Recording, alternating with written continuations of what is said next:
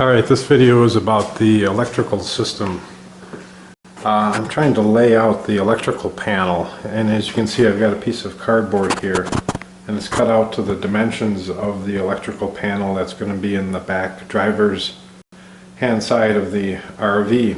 And I've got my battery charger, I've got a DC distribution panel, I've got the battery relay for the chassis battery and the house battery to connect them together, and I think I'm going to need a couple of AC electrical boxes to pull things together.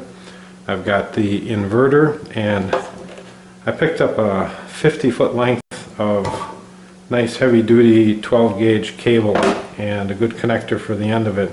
And so this is going to be for my shore power and or generator power. Well, not at the same time obviously, but the idea is I'll plug this into either shore power or generator power. And my plan then is to bring this into a box like this and put a couple of duplex receptacles.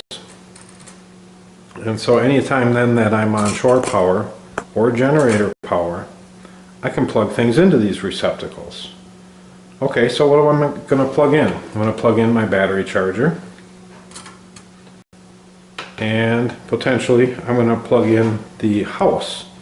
And the house I plan on wiring into here, AC wiring, and then I'm going to get a utility cord, a heavy duty utility cord, come out of that box, and I'll plug it into the shore power generator power box. And if I want to run the house off the inverter, then I'm going to plug this cable into the inverter. So this cable can go one of two places, and this is essentially my on-off switch for the battery charger. If I want to unplug the battery charger, we'll still have shore power hooked up here. You know, I picture this being plugged into our house here, plugged into the back of my garage, pretty much 24/7.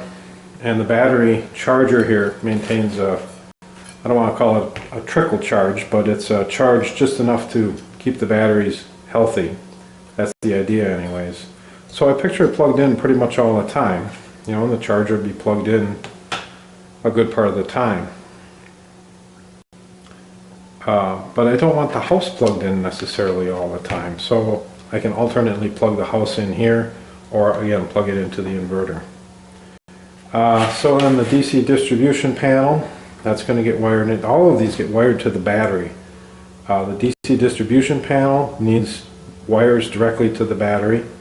The battery charger needs wires directly to the battery, and the inverter here with its big heavy lugs on the back needs power directly to the battery.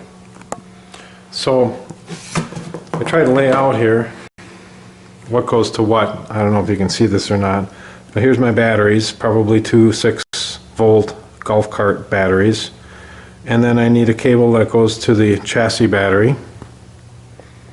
And then I've got the charge relay in here, and then these are the individual cables that go to the battery charger.